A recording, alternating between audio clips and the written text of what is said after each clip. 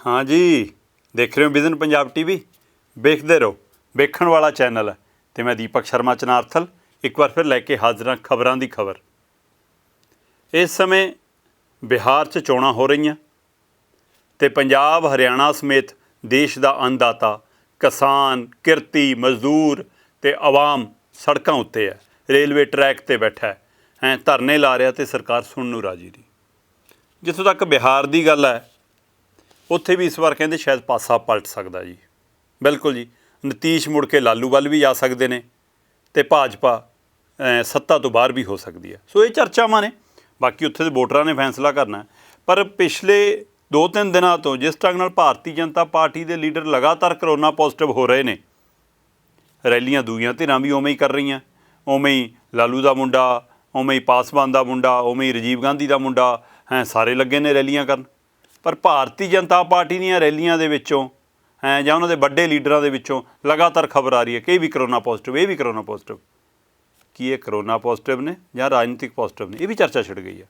जिवें तुसीं देख लो कि सब तो पहलां खबर आउंदी है कि बिहार दे विच जिहड़े डिप्टी CM रहे ने सुशील मोदी, वो पॉजिटिव हो गए। फिर जिन्हों चोण इंचार्ज लाया सी मध्य प्रदेश के जिहड़े महाराष्ट्र के जिहड़े मुख मंत्री रहे ने देवेंद्र फडनवीस, वो करोना पॉजिटिव हो गए। फिर उस तो बाद राजीव प्रताप रूडी, वो भी MP ने BJP के, वो करोना पॉजिटिव हो गए हैं। फिर जी कहते कि राष्ट्रीय बुलारे शाह नवाज हुसैन होरी, वो भी करोना पॉजिटिव हो गए। फिर खेती मंत्री नरेंद्र तोमर भी। सो इस ढंग नाल भाजपा के लीडरां दे विच जिहड़ा करोना बंब फट रहा, कि ये चुनावी बंब है, कि ये राजनीतिक बंब है, कि पहले ही किते ये तो नहीं उन्होंने महसूस होने लग गया कि लै भी असीं इस बार किते मैदान च हार जाना, इसलिए साडे सिर भांडा ना फुटे तो आप कही इस करोना करके बाहर सी तां करके काम। चलो ये तो नहीं पता, इहदा वोटर दसणगे। पर अज आप एक वक्खरे नुकते तो गल करना चाहुंदे हां। दोबारा नरेंद्र मोदी होरां दी सरकार बणिया नूं करीब 1.5 साल हो गया, दूजा कार्यकाल है। पिछली बार विकास के नाँ ते जिहड़ी सरकार बनी सी कि विकास होएगा, घर घर रोज़गार होएगा, हरेक दा विकास होएगा, 15-15 लाख खात्यां च भी आउणगे, बड़े दावे वादे सीगे। उन्हां चों जांदे जांदे दो अजिहे काम होए जिहदे नाल लग्गिया कि लै भी इस बार पासा पलट सकदा, पर पलटण वाला कोई नज़र नहीं आया। जिवें नोटबंदी ते फिर GST, ये दो मसले पिछली सरकार दे समय सी। पर हुण वाली सरकार बणिया भी 1.5 साल हो गया। सरकार कुछ कारजां नूं अपनी प्राप्ति गिणाउंदी आ, पर लोकां दे विचों विवादक मसले ने। सो उस पहलू तो जेकर नज़र मारीए, पिछली नोटबंदी और GST नूं पिछले कार्यकाल च रख के इस नवें कार्यकाल की जेकर मैं गल करां तो इस कार्यकाल दे विच NRC और CA सरकार इहनूं अपनी प्राप्ति गिणदी है कि असीं बहुत वड्डा काम करन जा रहे हैं। पर NRC और CA नूं लैके देश भर दे विच जिस ढंग नाल विरोध उठिया, जिस ढंग नाल रोष उठिया, दिल्ली दे विच जिस ढंग नाल प्रदर्शन होया, देश भर दे विच दुनिया भर दे विच प्रदर्शन प्रतीक बनिया है। सो उस ढंग नाल मतलब तुसीं कह सकदे हो कि NRC CA सरकार कहती साडी प्राप्ति आ, देश की जनता कहती ये बीमारी आ नवीं, ये पाड़ा पाउण वाली आ, ये जात पात ते वंडियां पाउण वाली आ, एक फिरके नूं, एक धर्म नूं, एक जात के लोकां नूं निशाना रख के लिआंदा गया। सो उहदा विरोध चल रहा सी।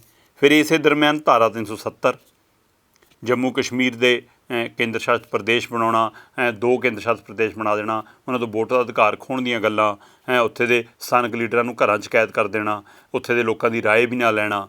सो धारा 370। फिर केंद्र शासित प्रदेश वाला मामला, ये भी उत्थे दा उन्हां दा। सरकार कहती साडी ये प्राप्ति है, असीं अपना वादा असीं पूरा करता, पर देश दे विच आवाज़ गई कि नहीं जी, ये वंड पाऊ दी राजनीति आ, ये लोकां दे ये अधिकार खोहण वाली राजनीति आ, ये सूबे अंदर उन्हां दे अधिकार लैण वाली राजनीति आ। चलो ये तो अगे 3 तलाक भी, 3 तलाक नूं सरकार कहती कि लो जी असीं औरतां दी आज़ादी की गल कीती आ, इस नूं लोक इक्को परिवार च पाड़े वजों भी देखते हैं। बेशक ये मतलब कि किते ना किते औरतां दे लई बराबरता दे अधिकार की जिहड़ी गल है वो 3 तलाक च झलकदी है कि इस तरह मर्द प्रधान समाज जदों 3 तलाक कह के औरत नूं घरों उहदे हक्कां तो उहनूं वांझे करन दी कोशिश करदा उहदे विच। पर इस नूं लोकां ने कईयां ने खासकर मुसलमान भाईचारे दे विच इस नूं इस ढंग नाल भी वेख्या गया कि हाँ भाई ये परिवारां 'च लड़ाई कराउण वाला। पर किन्नी कुछ स्थिति है इत्थे जिन्हां दे इत्थे इन्ने विआह ने, वो भी आपां समझण दी लोड़ है कि ये भी उस भाईचारे दे अंदर दा एक वखरा मसला। चलो पर यह भी विवादित मसला रहा। फिर जी जिहड़ी राम मंदिर वाला मसला, बेशक देश भर दे विच सारियां धिरां ने इस नूं बड़े ठरमे नाल लिया ਬੜੇ ਸਾਂਝੀਵਾਲਤਾ ਦੇ ਹਵਾਲੇ ਨਾਲ ਲਿਆ। ਪਰ ਭਾਰਤੀ ਜਨਤਾ ਪਾਰਟੀ ਇਸ ਨੂੰ ਇਸ ਢੰਗ ਨਾਲ ਪ੍ਰਚਾਰ ਰਹੀ ਹੈ ਕਿ ਲਓ ਜੀ ਹੁਣ ਅਸੀਂ ਹਿੰਦੂ ਰਾਸ਼ਟਰ ਬਣਾ ਲੈਣਾ। ਸਹਿਜੇ ਢੰਗ ਨਾਲ ਚੱਲ ਕੇ, ਜਦੋਂ ਕਿ ਇਹ ਰਾਸ਼ਟਰ, ਇਹ ਮੁਲਕ, ਇਹ ਧਰਤੀ ਸਰਬ ਸਾਂਝੀ ਆ, ਸਾਰੀਆਂ ਧਿਰਾਂ ਦੀ, ਸਾਰੇ ਫਿਰਕਿਆਂ ਦੀ, ਸਾਰੇ ਬੋਲੀਆਂ ਦੀ, ਸਾਰੇ ਸੂਬਿਆਂ ਦੀ ਆ, ਪਰ ਉਹ ਇਸ ਨੂੰ ਇਸ ਢੰਗ ਨਾਲ ਪ੍ਰਚਾਰ ਰਹੀ ਹੈ। ਪਰ ਇਸ ਤੋਂ ਵੀ ਗਾਂਹ ਜਦੋਂ ਅਦਾਲਤ ਦੇ ਵਿੱਚੋਂ ਬਾਬਰੀ ਮਸਜਿਦ ਦਾ ਉਹ ਗੁੰਬਦ ਢਾਉਣ ਵਾਲੇ ਸਾਰੇ ਬਰੀ ਹੁੰਦੇ ਨੇ, ਜੇ ਉਹ ਦੋਸ਼ੀ ਨਹੀਂ ਸੀ ਫਿਰ ਦੋਸ਼ੀ ਕੌਣ ਨੇ? ਸੋ ਇਸ ਲਈ ਇਹ ਵੀ ਮਾਮਲਾ ਵਿਵਾਦਾਂ ਦੇ ਵਿੱਚ ਵੀ ਰਹਿੰਦਾ, ਚਰਚਾ ਵਿੱਚ ਵੀ ਰਹਿੰਦਾ। ਫਿਰ ਇਸ ਤੋਂ ਅਗਲੇ ਪੜਾਅ ਆਉਂਦੇ ਨੇ ਜੀ, ਇਹ ਤਾਂ ਹੈਗੇ ਜਿਹੜੇ ਰਾਜਨੀਤਿਕ ਪਹਿਲੂ, ਜਿਹੜੇ ਧਰਮ ਦੇ ਰਾਹ 'ਚੋਂ ਹੋ ਕੇ, ਜਾਤਾਂ ਦੇ ਰਾਹ 'ਚੋਂ ਹੋ ਕੇ ਸੱਤਾ ਤੱਕ ਪਹੁੰਚਣ ਵਾਲੇ ਮਾਮਲੇ, ਜਿਨ੍ਹਾਂ ਨੂੰ ਸਰਕਾਰਾਂ ਪ੍ਰਾਪਤੀਆਂ ਗਿਣਦੀਆਂ ਪਰ ਦੇਸ਼ ਦੇ ਵਿੱਚ ਹਾਹਾਕਾਰ ਹੈ ਕਿ ਲਓ ਜੀ ਸਰਕਾਰ ਵੰਡ ਪਾਊ ਰਾਜਨੀਤੀ ਕਰ ਰਹੀ ਹੈ। ਪਰ ਫਿਰ ਆਰਥਿਕ ਪਹਿਲੂ ਵੀ ਇਹਦੇ ਨਾਲ ਜੁੜਦੇ ਨੇ। ਲਗਾਤਾਰ ਕੁਝ ਬੈਂਕਾਂ ਦਾ ਭਗੌੜੇ ਹੋ ਜਾਣਾ, ਬੈਂਕਾਂ ਦੇ ਕਰਜ਼ਾ ਲੈਣ ਵਾਲਿਆਂ ਦਾ ਭਗੌੜੇ ਹੋ ਜਾਣਾ, ਲੋਕਾਂ ਦੇ ਪੈਸਿਆਂ ਦਾ, ਕਾਰਪੋਰੇਟ ਬੈਂਕ ਜਿਹੜੇ ਕਾਰਪੋਰੇਟ ਸੁਸਾਇਟੀਆਂ ਵਾਲੇ ਬੈਂਕ ਨੇ, ਉਹਨਾਂ ਦੀ ਜੋ ਸਥਿਤੀ ਸਾਹਮਣੇ ਆਈ ਉਸ ਨੂੰ ਲੈ ਕੇ ਹਾਹਾਕਾਰ ਮਚਿਆ। ਫਿਰ ਇਸੇ ਦੌਰਾਨ ਬੈਂਕਾਂ ਦਾ ਆਪਸ 'ਚ ਰਲੇਵਾਂ, ਬੈਂਕ ਕਰਮਚਾਰੀ ਔਖੇ ਹੋਏ ਕਿ ਤੁਸੀਂ ਬੈਂਕਾਂ ਨੂੰ ਮਰਜ ਕਰਕੇ ਸਾਡੇ ਹੱਕ ਖੋਹ ਰਹੇ ਹੋ। ਸੋ ਇਸ ਢੰਗ ਦਾ ਵੀ, ਪਰ ਸਰਕਾਰ ਕਹਿੰਦੀ ਇਹਦੇ ਨਾਲ ਤਾਕਤ ਵਧੀ ਹੈ ਜੀ। ਇਹੋ ਨਹੀਂ ਰੁਕਿਆ ਕੰਮ ਇੱਥੇ, ਇਹ ਤੋਂ ਬਾਅਦ ਨਾਕਾਮੀਆਂ ਵੀ ਵੱਡੀ ਗਿਣਤੀ 'ਚ ਸਾਹਮਣੇ ਆਈਆਂ। ਖਾਸ ਕਰ ਆਰਥਿਕ ਪਹਿਲੂ ਤੋਂ ਜੇਕਰ ਮੈਂ ਦੇਖਾਂ ਤਾਂ ਅਰਥ ਵਿਵਸਥਾ ਇਸ 1.5 ਸਾਲ ਦੇ ਨਰਿੰਦਰ ਮੋਦੀ ਦੇ ਕਾਰਜਕਾਲ ਦੇ ਦੌਰਾਨ ਦੇਸ਼ ਦੀ ਅਰਥ ਵਿਵਸਥਾ ਜਿਸ ਢੰਗ ਨਾਲ ਡਿੱਗੀ, ਦੇਸ਼ ਦੀ GDP ਜਿਸ ਢੰਗ ਨਾਲ ਡਿੱਗੀ, ਵਿਕਾਸ ਦਰ ਜਿਸ ਢੰਗ ਨਾਲ ਥੱਲੇ ਆਈ, ਸਭ ਨੂੰ ਹੈਰਾਨ ਹੋ ਗਿਆ। ਬਿਲਕੁਲ ਜੀ, ਅਰਥ ਵਿਵਸਥਾ ਸਰਕਾਰ ਕਹਿੰਦੀ ਕਿ ਅਸੀਂ ਹਿੰਦੂਵਾਦ ਦੇ ਪਟੜੀ ਦੇ ਉੱਤੇ ਬੜੀ ਤੇਜ਼ ਆਪਣੀ ਟ੍ਰੇਨ ਭਜਾ ਰਹੇ ਹਾਂ, ਹੈ ਨਾ, ਕਿ ਅਸੀਂ ਲਓ ਜੀ ਐਕਸਪ੍ਰੈਸ ਵੀ ਪਿੱਛੇ ਛੱਡਤੀ, ਸ਼ਤਾਬਦੀ ਪਿੱਛੇ ਛੱਡਤੀ, ਹੁਣ ਤਾਂ ਅਸੀਂ ਬੁਲਟ ਟ੍ਰੇਨ ਲਿਆਏ ਹਾਂ। ਸੋ ਉਹ ਬੁਲਟ ਟ੍ਰੇਨ ਕੀ ਹਿੰਦੂ ਰਾਸ਼ਟਰ ਬਣਾਉਣ ਵਾਲੀ ਟ੍ਰੇਨ ਸੀ, ਪਰ ਦੇਸ਼ ਦੀ ਅਰਥ ਵਿਵਸਥਾ ਪਟੜੀ ਤੋਂ ਉਤਰ ਗਈ। ਬਿਲਕੁਲ ਜੀ, ਜਦੋਂ ਸਰਕਾਰ ਦੇਸ਼ ਦੇ ਨਾਗਰਿਕਾਂ ਨੂੰ ਧਰਮ ਜਾਤ ਦੇ ਫਿਰਕੇ ਨਾਲ ਵੰਡਣ ਲੱਗ ਜਾਵੇ ਅਤੇ ਉਹਦੇ ਨਾਲ ਫਿਰ ਦੇਸ਼ ਦੇ ਮੁੱਖ ਟੀਚਿਆਂ ਵੱਲ ਸਰਕਾਰਾਂ ਦਾ ਧਿਆਨ ਨਹੀਂ ਰਹਿੰਦਾ। ਉਹਦਾ ਹੀ ਨਤੀਜਾ ਸ਼ਾਇਦ ਸੀਗਾ ਕਿ ਦੇਸ਼ ਦੇ ਵਿੱਚ ਅਰਥ ਵਿਵਸਥਾ ਇੰਨੀ ਤੇਜ਼ੀ ਨਾਲ ਡਿੱਗੀ ਕਿ ਮਾਈਨਸ ਤੱਕ ਗਈ। ਇਹ ਇਸ ਤੋਂ ਪਹਿਲਾਂ ਅਜਿਹੀ ਸਥਿਤੀ 'ਚ ਕਦੇ ਆਏ ਹੋ ਨਹੀਂ ਸੀਗੇ। ਫਿਰ ਇਸ ਦੌਰਾਨ ਹੀ ਕਰੋਨਾ ਆ ਗਿਆ।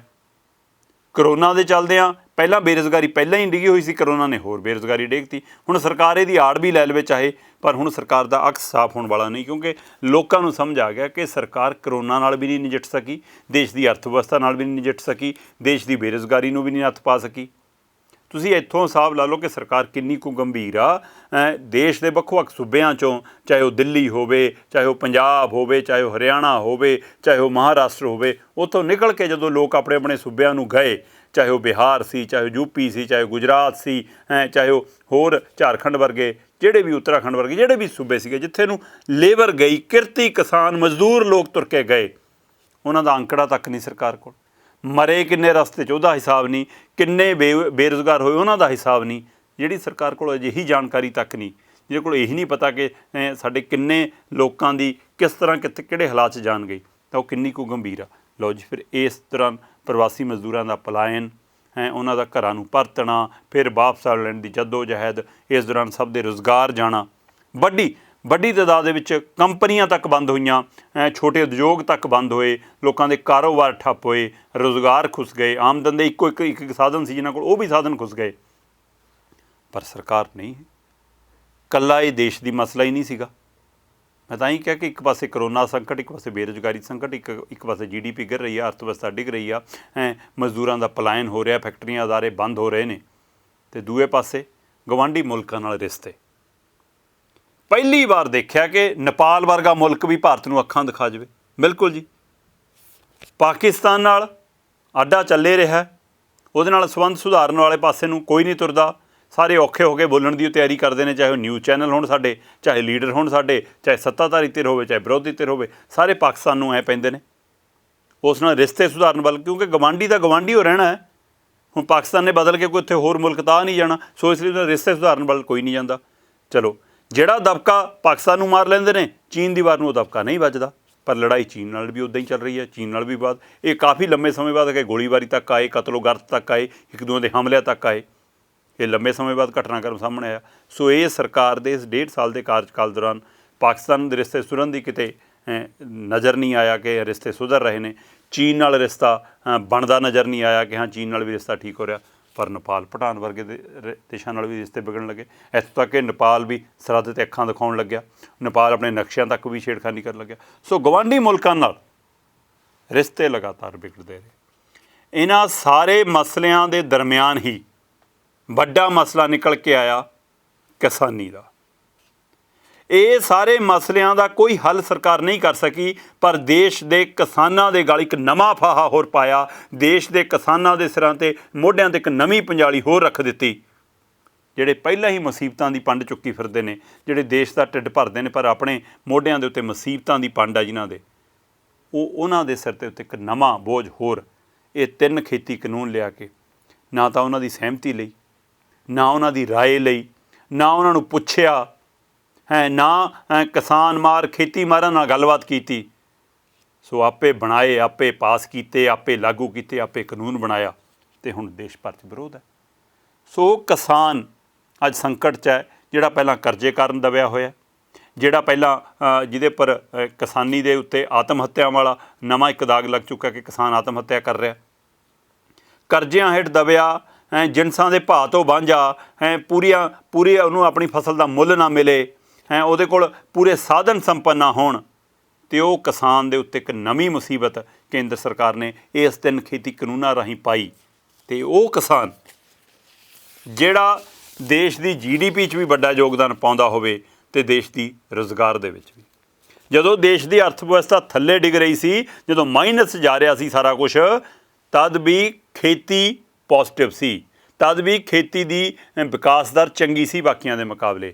ਖੇਤੀ ਦੇ ਵਿੱਚ ਅਰਥ ਵਿਵਸਥਾ ਮਜ਼ਬੂਤ ਸੀ, ਪਰ ਸਰਕਾਰ ਉਸ ਨੂੰ ਵੀ ਟੈਟੇਰੀ ਕਰਨ 'ਤੇ ਲੱਗੀ ਹੈ। ਸਰਕਾਰ ਇਸ 'ਤੇ ਵੀ ਗੰਭੀਰ ਨਹੀਂ ਹੈ।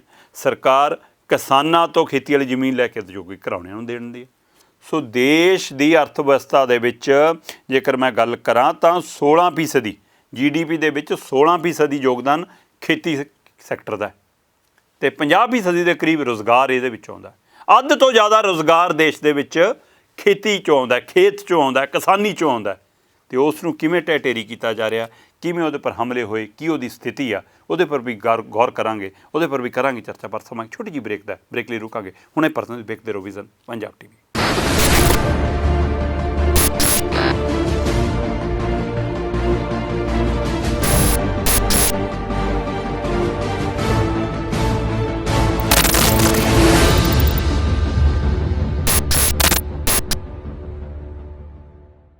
ਵਿਜ਼ਨ ਪੰਜਾਬ TV ਦੇਖ ਰਹੇ ਸਾਰੇ ਦਰਸ਼ਕਾਂ, ਪ੍ਰੋਗਰਾਮ ਖਬਰਾਂ ਦੀ ਖਬਰ ਚੁੱਕਾ ਫਿਰ ਸਵਾਗਤ ਹੈ ਜੀ। ਲਓ, 1.5 ਸਾਲ ਦੇ ਕਾਰਜਕਾਲਾਂ ਦੇ ਵਿੱਚ ਸਰਕਾਰ ਚਾਹੇ ਆਪਣੀਆਂ ਕੋਈ ਪ੍ਰਾਪਤੀਆਂ ਗਿਣਾਵੇ, ਚਾਹੇ ਉਪਲਬਧੀਆਂ ਗਿਣਾਵੇ, ਪਰ ਹਰ ਪਾਸੇ ਖੜੋਤ ਨਜ਼ਰ ਆਈ, ਹਰ ਪਾਸੇ ਖਾਮੀਆਂ ਨਜ਼ਰ ਆਈਆਂ। ਲੋਕਾਂ 'ਚ ਦਹਿਸ਼ਤ, ਡਰ, ਖੌਫ ਦਾ ਮਾਹੌਲ ਨਜ਼ਰ ਆਇਆ। ਦੇਸ਼ ਇਕਸੁਰ ਨਜ਼ਰ ਨਹੀਂ ਆਇਆ। ਇਸ ਦੌਰਾਨ ਕਈ ਘਟਨਾਕ੍ਰਮ ਵੀ ਅਜਿਹੇ ਵਾਪਰੇ, ਚਾਹੇ ਉਹ ਹਾਥਰਸ ਦੀ ਘਟਨਾ ਹੋਵੇ, ਚਾਹੇ ਦਿੱਲੀ ਦੇ ਵਿੱਚ ਹਿੰਸਕ ਘਟਨਾਵਾਂ ਹੋਣ, ਉਹਦੇ ਪਿੱਛੇ ਵੀ ਰਾਜਨੀਤੀ ਝਲਕਦੀ ਰਹੀ। ਅਤੇ ਹੁਣ ਹਾਲ ਹੀ 'ਚ ਪੰਜਾਬ 'ਚ ਵੀ ਹੁਸ਼ਿਆਰਪੁਰ ਦੇ ਖੇਤਰ ਜਿਹੜਾ ਇੱਕ ਘਟਨਾਕ੍ਰਮ ਵਾਪਰਿਆ, ਦਾਦੇ ਅਤੇ ਪੋਤੇ ਵੱਲੋਂ ਜੋ ਕੁਕਰਮ ਕੀਤਾ ਗਿਆ, ਉਸ ਨੂੰ ਲੈ ਕੇ ਵੀ ਸੱਤਾਧਾਰੀ ਧਿਰਾਂ, ਰਾਜਨੀਤਿਕ ਧਿਰਾਂ ਉਹਨੂੰ ਵੀ ਬਿਹਾਰ ਚੋਣਾਂ 'ਚ ਮੁੱਦਾ ਬਣਾਉਣ ਨੂੰ ਫਿਰਦੀਆਂ। ਸੋ ਇਸ ਸਭ ਦੇ ਦਰਮਿਆਨ ਪੰਜਾਬ ਦੇ ਵਿੱਚ ਇੱਕ ਪਾਸੇ ਸਾਰੀਆਂ ਧਿਰਾਂ ਕਿਸਾਨੀ ਨਾਲ ਖੜੀਆਂ ਨਜ਼ਰ ਆਉਂਦੀਆਂ, ਕੁਝ ਧਿਰਾਂ ਦਲਿਤ ਭਾਈਚਾਰੇ ਨੂੰ ਭੜਕਾ ਕੇ ਦੂਸਰੇ ਪਾਸੇ ਲਿਆਉਣਾ ਚਾਹੁੰਦੀਆਂ। ਸੋ ਪੰਜਾਬ 'ਚ ਟਕਰਾਅ ਦੀ ਰਾਜਨੀਤੀ ਵੀ ਸ਼ੁਰੂ ਹੋ ਗਈ ਹੈ, ਜਦੋਂ ਕਿ ਦਲਿਤ ਭਾਈਚਾਰੇ ਦੀ ਸਮੱਸਿਆ ਵੀ ਜੈ ਦੀ ਤੈ ਹੈ ਅਤੇ ਉਸ ਦੇ ਨਾਲ ਕਿਸਾਨੀ ਦੀ ਸਮੱਸਿਆ ਵੀ ਉਸੇ ਥਾਂ 'ਤੇ ਖੜੀਆਂ। ਸਾਰੀਆਂ ਮੁਸ਼ਕਿਲਾਂ ਇਹਨਾਂ ਰਾਜਨੀਤਿਕ ਲੀਡਰਾਂ ਦੀਆਂ ਪੈਦਾ ਕੀਤੀਆਂ ਅਤੇ ਇਹੀ ਹੱਲ ਨਹੀਂ ਕਰਨਾ ਚਾਹੁੰਦੇ ਅਤੇ ਇਹੀ ਲੋਕਾਂ ਨੂੰ ਲੜਾਉਣਾ, ਭੜਕਾਉਣਾ ਅਤੇ ਆਪਸ 'ਚ ਟਕਰਾਉਣਾ ਚਾਹੁੰਦੇ ਨੇ। ਪਰ ਜਿੱਥੋਂ ਗੱਲ ਆਪਾਂ ਸ਼ੁਰੂ ਕੀਤੀ ਸੀ, ਪਹਿਲਾਂ ਮੈਂ ਉਸ ਗੱਲ 'ਤੇ ਆਉਣਾ ਚਾਹੁੰਦਾ।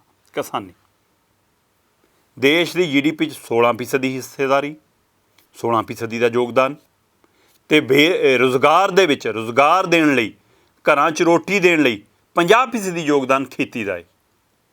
ਅਤੇ ਸਰਕਾਰ ਅੱਜ ਕਿਸਾਨਾਂ ਨੂੰ, ਆੜ੍ਹਤੀਆਂ ਨੂੰ, ਕਿਸਾਨਾਂ ਦੇ ਹੱਕ 'ਚ ਬੋਲਣ ਵਾਲਿਆਂ ਨੂੰ, ਕਿਸਾਨਾਂ ਦੇ ਨਾਲ ਖਲੋਣ ਵਾਲਿਆਂ ਨੂੰ ਦਲਾਲ ਦੱਸਦੀ ਆ, ਏਜੰਟ ਦੱਸਦੀ ਆ। ਦੇਸ਼ ਦੀ ਸੱਤਾ 'ਤੇ ਰਾਜ ਕਰਨ ਵਾਲੀ ਧਿਰ ਭਾਰਤੀ ਜਨਤਾ ਪਾਰਟੀ ਦੇ ਰਾਸ਼ਟਰੀ ਪ੍ਰਧਾਨ ਨੱਡਾ ਦੀ ਵੀ ਸ਼ੈਲੀ ਉਹੀ, ਦੇਸ਼ ਦੇ ਪ੍ਰਧਾਨ ਮੰਤਰੀ ਭਾਜਪਾ ਦੇ ਵੱਡੇ ਲੀਡਰ ਨਰਿੰਦਰ ਮੋਦੀ ਦੀ ਸ਼ੈਲੀ ਵੀ ਇਹੀ ਕਿ ਦਲਾਲ ਨੇ ਜੀ, ਜਿਹੜੇ ਬਿੱਲਾਂ ਦਾ ਵਿਰੋਧ ਕਰ ਰਹੇ ਨੇ, ਜਿਹੜੇ ਖੇਤੀ ਕਾਨੂੰਨ ਦਾ ਵਿਰੋਧ ਕਰ ਰਹੇ ਨੇ, ਉਹ ਏਜੰਟ ਨੇ, ਉਹ ਦਲਾਲ ਨੇ। ਕਮਾਲ ਹੈ, ਜੇਕਰ ਸਰਕਾਰ ਕੋਈ ਨਿਯਮ ਬਣਾਵੇ ਅਤੇ ਉਸ ਦੇ ਉੱਤੇ ਜੇ ਕੋਈ ਪ੍ਰਸ਼ਨ ਚਿੰਨ੍ਹ ਲਾ ਦੇਵੇ, ਸਵਾਲ ਖੜ੍ਹਾ ਕਰਨਾ, ਸਵਾਲ ਹਮੇਸ਼ਾ ਸੱਤਾ ਨੂੰ ਹੁੰਦੇ ਨੇ, क्योंकि काम सत्ता ने करने ने, चुने हुए नुमाइंदियां ने करने ने, पर ये लोग गल सुनने लई तैयार नहीं। सो इसलिए अज पंजाब सारा एक सुर दे विच है, देश का अन्नदाता एक सुर दे विच है, हरियाणा के किसान भी लहर उठा रहा है, मध्य प्रदेश, महाराष्ट्र, इत्थों तक तो यूपी बिहार का किसान भी इस गल नूं समझ रहा है तो उसनूं लैके नीतियां बनन लगियां। देश भर दे विच प्रदर्शन हो रहे हैं। ਇੱਥੇ ਰੇਲਾਂ ਜਦੋਂ ਲੰਘਣ ਦਾ, ਮਾਲ ਗੱਡੀਆਂ ਲੰਘਣ ਦਾ ਮਤਲਬ ਮਨਜ਼ੂਰੀ ਦਿੰਦੇ ਨੇ, ਕਿਸਾਨ ਕਹਿੰਦੇ ਨੇ ਕਿ ਲੰਘਾ ਲਓ, ਤਾਂ ਉਹਦੇ ਵਿੱਚ ਪਹਿਲਾਂ ਹੀ ਅਡਾਨੀਆਂ ਦੀ ਗੱਡੀ ਆਉਂਦੀ ਆ ਫਟਾਫਟ ਮਾਲ ਚੱਕਣ। ਸੋ ਉਸ ਨੂੰ ਲੈ ਕੇ ਫਿਰ ਵਿਰੋਧ ਹੁੰਦਾ। ਸੋ ਇਸ ਢੰਗ ਨਾਲ ਜਿਵੇਂ ਕਦੇ ਰੇਲ ਚੱਲ ਪਈ, ਕਦੇ ਰੁਕ ਗਈ, ਇਹ ਬਣੀ ਹੋਈ ਆ ਸਥਿਤੀ। ਪਰ ਇਸ ਸਭ ਦੇ ਦਰਮਿਆਨ ਜਿਹੜੀ ਆਪਾਂ ਗੱਲ ਕਰਨੀ ਚਾਹੁੰਦੇ ਹਾਂ ਕਿ ਦੇਸ਼ ਦਾ ਕਿਸਾਨ ਇੱਕ ਵਾਰ ਫਿਰ ਇਸ ਮਸਲੇ ਨਾਲ ਚਰਚਾ 'ਚ, ਜਿਵੇਂ ਆਪਾਂ ਪਹਿਲਾਂ ਗੱਲ ਕੀਤੀ ਕਿ ਹਾਂ ਇਹ ਖੇਤੀ ਕਾਨੂੰਨ ਬਣਨ ਤੋਂ ਬਾਅਦ ਜਿਹੜਾ ਰੋਜ਼ ਆ ਗਿਆ, ਉਹਦੇ ਵਿੱਚ ਪੰਜਾਬ ਸਭ ਤੋਂ ਮੋਹਰੀ ਸੂਬਾ ਬਣ ਕੇ ਆਇਆ ਕਿ ਹਾਂ ਅਸੀਂ ਲੜਾਂਗੇ ਆਪਣੇ ਹੱਕਾਂ ਲਈ, ਅਤੇ ਉਹਦੇ ਨਾਲ ਹੋਰ ਕਿਸਾਨ ਹੁਣ ਖੜ੍ਹੇ ਹੋ ਰਹੇ ਨੇ। ਪਰ ਇਹ ਦੇਸ਼ ਭਰ ਦੀ ਜੇਕਰ ਮੈਂ ਨਜ਼ਰ ਮਾਰਾਂ, ਸਮੁੱਚੇ ਕਿਸਾਨਾਂ ਦੀ ਸਥਿਤੀ 'ਤੇ ਜੇਕਰ ਨਜ਼ਰ ਮਾਰਾਂ, ਤਾਂ ਇੱਕ ਵਾਰ ਫਿਰ ਕਿਸਾਨ ਚਰਚਾ 'ਚ ਹੈ। ਅਕਾਲੀ ਦਲ ਨੂੰ ਇਸ ਮਸਲੇ ਦੇ ਉੱਤੇ, ਕਿਸਾਨੀ ਦੇ ਮਸਲੇ 'ਤੇ ਦਿੱਲੀ ਦੀ ਸੱਤਾ ਛੱਡਣੀ ਪਈ, ਭਾਈਵਾਲੀ ਛੱਡਣੀ ਪਈ ਭਾਜਪਾ ਨਾਲੋਂ। ਇਹ ਕਿਸਾਨੀ ਸੰਘਰਸ਼ ਦੀ ਇੱਕ ਵੱਖਰੀ ਸਫਲਤਾ ਨਾਲ ਦੇਖਿਆ ਜਾ ਸਕਦਾ। ਫਿਰ ਪੰਜਾਬ ਦੀ ਕਾਂਗਰਸ ਪਾਰਟੀ, ਪੰਜਾਬ ਦੀ ਅਕਾਲੀ ਦਲ, ਪੰਜਾਬ ਦੀ ਆਮ ਆਦਮੀ ਪਾਰਟੀ ਵਿਧਾਨ ਸਭਾ 'ਚ ਇੱਕ ਸੁਰ 'ਚ ਖੜੀਆਂ ਕੀਤੀਆਂ ਨਾ ਕਿਸਾਨਾਂ ਨੇ। ਇਹ ਕਿਸਾਨ ਅੰਦੋਲਨ ਦਾ ਇੱਕ ਹੋਰ ਜਿੱਤ ਹੈ ਕਿ ਲਓ ਭਾਈ ਲਾਈਨ 'ਚ ਲੱਗ ਜਾਓ, ਜੋ ਅਸੀਂ ਚਾਹੁੰਦੇ ਹੋ ਕਰੋ। ਚਾਹੇ ਕੱਚਾ ਪੱਕਾ ਕੀਤਾ, ਉਹ ਮਤੇ ਲਿਆਂਦੇ, ਉਹ ਮਤੇ ਪਾਸ ਕੀਤੇ, ਦਿੱਲੀ ਦੇ ਖੇਤੀ ਕਾਨੂੰਨਾਂ ਨੂੰ, ਕੇਂਦਰ ਦੇ ਖੇਤੀ ਕਾਨੂੰਨਾਂ ਨੂੰ ਰੱਦ ਕੀਤਾ। ਸੋ ਇਸ ਸਭ ਦੇ ਦਰਮਿਆਨ ਹੀ ਤਾਂ ਹੀ ਮੈਂ ਕਿਹਾ ਕਿ ਪੰਜਾਬ ਦਾ ਵੀ, ਹਰਿਆਣਾ ਦਾ ਵੀ, ਹੋਰ ਸੂਬਿਆਂ ਦਾ ਕਿਸਾਨ ਵੀ ਹੁਣ ਪੂਰੀ ਤਰ੍ਹਾਂ ਤਕੜਾ ਹੋ ਕੇ ਲੜ ਰਿਹਾ। ਪਰ ਅਜੇ ਵੀ ਕੇਂਦਰ ਸਰਕਾਰ ਇਹਨਾਂ ਖੇਤੀ ਕਾਨੂੰਨਾਂ ਦੇ ਉੱਤੇ ਗੱਲ ਕਰਨ ਲਈ ਤਿਆਰ ਨਹੀਂ। ਮੰਤਰੀ ਲਾਏ 8-8, ਉਹ ਪੰਜਾਬ ਦੇ ਵਿੱਚ ਭਾਰਤੀ ਜਨਤਾ ਪਾਰਟੀ ਦੇ ਲੀਡਰਾਂ ਨੂੰ ਬਿਠਾ ਕੇ ਸਮਝਾ ਰਹੇ ਨੇ ਕਿ ਬਹੁਤ ਕਮਾਲ ਦੇ ਬਿੱਲ ਨੇ, ਬਹੁਤ ਕਮਾਲ ਦੇ ਕਾਨੂੰਨ ਬਣਾਏ ਨੇ। ਪ੍ਰਧਾਨ ਮੰਤਰੀ ਨਰਿੰਦਰ ਮੋਦੀ ਬਿਹਾਰ ਦੀਆਂ ਚੋਣ ਰੈਲੀਆਂ 'ਚ ਧਮਕੀ ਭਰੇ ਲਹਿਜੇ 'ਚ ਬੋਲਦੇ ਨੇ ਕਿ ਨਾ ਧਾਰਾ 370 ਹਟੇਗੀ, ਨਾ ਖੇਤੀ ਕਾਨੂੰਨ ਵਾਪਸ ਹੋਣਗੇ। ਇਹ ਦਲਾਲ ਨੇ ਜਿਹੜੇ ਰੌਲਾ ਪਾਉਂਦੇ ਨੇ, ਏਜੰਟ ਨੇ ਜਿਹੜੇ। ਸੋ ਧਮਕੀ ਹੈ ਉਹਨਾਂ ਦੀ ਸਿੱਧੀ ਇੱਕ ਤਰ੍ਹਾਂ ਨਾਲ। ਇਸ ਤੋਂ ਪਹਿਲਾਂ ਦਿੱਲੀ ਦੇ ਕਿੰਨੇ ਹੀ ਮੰਤਰੀ, ਕਿੰਨੇ ਹੀ ਅਧਿਕਾਰੀ, ਕਿੰਨੇ ਹੀ ਲੀਡਰ ਅਖਬਾਰਾਂ 'ਚ, TV ਚੈਨਲਾਂ 'ਚ ਬੜੇ ਬੜੇ ਆਪਣੇ ਨਾਂ ਹੇਠ ਲੇਖ ਛਪਾਉਂਦੇ ਰਹੇ, ਇੰਟਰਵਿਊਆਂ ਦਿੰਦੇ ਰਹੇ ਤਾਂ ਕਿ ਖੇਤੀ ਕਾਨੂੰਨਾਂ ਦੇ ਹੱਕ 'ਚ ਮਾਹੌਲ ਬਣਾ ਲਈਏ। ਇੱਥੋਂ ਤੱਕ ਕਿ ਪ੍ਰਧਾਨ ਮੰਤਰੀ ਨਰਿੰਦਰ ਮੋਦੀ ਨੂੰ ਪੰਜਾਬੀ ਦੇ ਵਿੱਚ ਟਵੀਟ ਕਰਨੇ ਪਏ। ਹੁਣ ਸਾਨੂੰ ਪਤਾ ਹੈ ਕਿ ਉਹ ਲਿਖਣ ਵਾਲਾ ਕੋਈ ਹੋਰ ਹੁੰਦਾ ਹੈ, ਚੜ੍ਹਾਉਣ ਵਾਲਾ ਕੋਈ ਹੋਰ ਹੁੰਦਾ ਹੈ, ਪਰ ਉਹ ਮੋਦੀ ਦੇ ਨਾਂ 'ਤੇ, ਮੋਦੀ ਦੇ ਟਵੀਟ ਤੋਂ ਹੋਏ। ਸੋ ਇਸ ਲਈ ਪੰਜਾਬੀ ਤੱਕ 'ਚ ਟਵੀਟ ਕਰਨੇ ਪਏ ਤਾਂ ਕਿ ਪੰਜਾਬ ਦੇ ਕਿਸਾਨਾਂ ਨੂੰ ਭਰਮਾਇਆ ਜਾ ਸਕੇ। ਪੰਜਾਬ ਦਾ ਕਿਸਾਨ ਅਣਜਾਣ ਥੋੜ੍ਹਾ, ਉਸ ਨੂੰ ਸਮਝ ਹੈ, ਸੂਝ ਹੈ, ਗਿਆਨ ਹੈ, ਆਪਣੇ ਹੱਕਾਂ ਦੀ, ਆਪਣੇ ਫਾਇਦਿਆਂ ਦਾ ਉਹਨੂੰ ਪਤਾ ਹੈ, ਆਪਣੇ ਨੁਕਸਾਨ ਦਾ ਉਹਨੂੰ ਪਤਾ ਹੈ। ਸੋ ਇਸ ਲਈ ਸਰਕਾਰ ਨੇ ਪੂਰੀ ਬਾਹ ਲਾਈ, ਅਤੇ ਜਦੋਂ ਸਾਰੀਆਂ ਬਾਹਾਂ ਨਹੀਂ ਚੱਲੀਆਂ ਤਾਂ ਅਖੀਰ 'ਚ ਧਮਕੀ ਵਾਲੇ ਲਹਿਜੇ 'ਚ ਵੀ ਆ ਗਏ ਪ੍ਰਧਾਨ ਮੰਤਰੀ, ਜਦੋਂ ਇਹ ਕਿਹਾ ਕਿ ਨਾ ਧਾਰਾ 370 ਬਦਲਾਂਗੇ, ਨਾ ਖੇਤੀ ਕਾਨੂੰਨਾਂ ਨੂੰ ਹਟਾਵਾਂਗੇ। ਸੋ ਇਸ ਲਈ ਸਰਕਾਰ ਨੇ ਇੱਕ ਤਰ੍ਹਾਂ ਨਾਲ ਆਪਣਾ ਰੁਖ ਸਾਫ਼ ਕਰ ਦਿੱਤਾ ਕਿ ਅਸੀਂ ਪਿੱਛੇ ਹਟਣ ਵਾਲੇ ਨਹੀਂ। ਸੋ ਉਸ ਢੰਗ ਨਾਲੋਂ ਕਿਸਾਨ ਜਥੇਬੰਦੀਆਂ ਵੀ ਆਪਣੀ ਰਣਨੀਤੀ ਬਣਾ ਰਹੀਆਂ ਨੇ। ਪਰ ਮੈਂ ਤਾਂ ਹੀ ਵਾਰ-ਵਾਰ ਇਸ ਗੱਲ 'ਤੇ ਜ਼ੋਰ ਦੇ ਰਿਹਾ ਸੀ ਕਿ ਉਹ ਖੇਤੀ ਦੇ ਮਸਲੇ ਨੇ, ਉਹ ਕਿਸਾਨੀ ਦੇ ਮਸਲੇ ਨੇ ਜਿਹੜੀ ਖੇਤੀ ਦੇਸ਼ ਦੀ GDP 'ਚ 16% ਯੋਗਦਾਨ ਪਾ ਰਹੀ ਹੈ। ਅਤੇ ਇਸ ਢੰਗ ਨਾਲ ਜੇਕਰ ਆਪਾਂ ਦੇਖਣਾ ਹੋਵੇ, ਭਾਰਤ ਵਿੱਚ ਕਿਸਾਨਾਂ ਦੀ ਸਥਿਤੀ ਇਹ ਆ ਕਿ ਅੱਜ ਕਿਸਾਨੀ 'ਚੋਂ ਨਿਕਲ ਕੇ ਜਾਣ ਨੂੰ ਫਿਰਦੇ ਨੇ ਖੇਤਾਂ ਦੇ ਅੰਨਦਾਤੇ, ਅੱਜ ਕਿਸਾਨੀ ਛੱਡਣ ਨੂੰ ਫਿਰਦੇ ਨੇ। ਇਸ ਦੇ ਲਈ ਜ਼ਿੰਮੇਵਾਰ ਕੌਣ ਆ? ਸਮੇਂ ਦੀਆਂ ਸਰਕਾਰਾਂ। ਸੋ ਇਕੱਲੀ ਮੌਜੂਦਾ ਸਰਕਾਰ ਕੀ, ਉਸ ਤੋਂ ਪਹਿਲੀ ਸਰਕਾਰ ਵੀ। 45-46% ਦੇਸ਼ ਦਾ ਕਿਸਾਨ ਖੇਤੀ ਸੈਕਟਰ 'ਚੋਂ ਨਿਕਲ ਜਾਣਾ ਚਾਹੁੰਦਾ। ਉਹ ਨਹੀਂ ਚਾਹੁੰਦਾ ਕਿ ਮੇਰਾ ਜਵਾਕ ਵੀ ਅੱਗੇ ਮਿੱਟੀ ਨਾਲ ਮਿੱਟੀ ਹੋਵੇ, ਕਿਉਂਕਿ ਜਦੋਂ ਮੁੱਲ ਹੀ ਨਹੀਂ ਪੂਰਾ ਪਾ ਰਹੀ ਸਰਕਾਰ, ਜਦੋਂ ਉਹ ਅੰਨ ਪੈਦਾ ਕਰਦਾ ਹੈ, ਉਸ ਜਿਣਸ ਦਾ ਪੂਰਾ ਭਾਅ ਹੀ ਨਹੀਂ ਸਰਕਾਰ ਦੇ ਰਹੀ, ਤਾਂ ਉਹ ਚਾਹੁੰਦੇ ਨੇ ਕਿ ਸਾਡੇ ਬੱਚੇ ਨੌਕਰੀ ਪੇਸ਼ੇ 'ਚ ਜਾਣ, ਸਾਡੇ ਬੱਚੇ ਫੈਕਟਰੀਆਂ 'ਚ ਕਰ ਲੈਣ। ਜਿਹੜਾ ਖੇਤ ਦਾ ਮਾਲਕ ਹੈ ਉਹ ਫੈਕਟਰੀ 'ਚ ਦਿਹਾੜੀ ਕਰਵਾਉਣਾ ਚਾਹੁੰਦਾ ਆਪਣੇ ਬੱਚੇ ਨੂੰ, ਅਤੇ ਕਿੱਥੇ ਹੈ ਫਿਰ ਸਰਕਾਰ ਦੀ ਨੀਤੀ? ਜਾਂ ਫਿਰ ਜਿਹੜਾ ਮਾੜਾ ਮੋਟਾ ਪੈਸਾ ਵੇਚ ਕੇ, ਚਾਹੇ ਉਹ ਖੇਤ ਗਹਿਣੇ ਰੱਖੇ, ਚਾਹੇ ਵੇਚੇ, ਚਾਹੇ ਕੁਛ ਕਰੇ, ਉਹ ਕਹਿੰਦਾ ਮੇਰਾ ਜਵਾਕ ਕਿਸੇ ਤਰ੍ਹਾਂ ਬਾਹਰ ਲੰਘ ਜਾਵੇ। ਕੋਈ ਆਪਣੇ ਸੂਬੇ 'ਚੋਂ ਬਾਹਰ ਕੱਢਣ ਨੂੰ ਫਿਰਦਾ, ਕੋਈ ਦੇਸ਼ 'ਚੋਂ ਬਾਹਰ ਕੱਢਣ ਨੂੰ ਫਿਰਦਾ।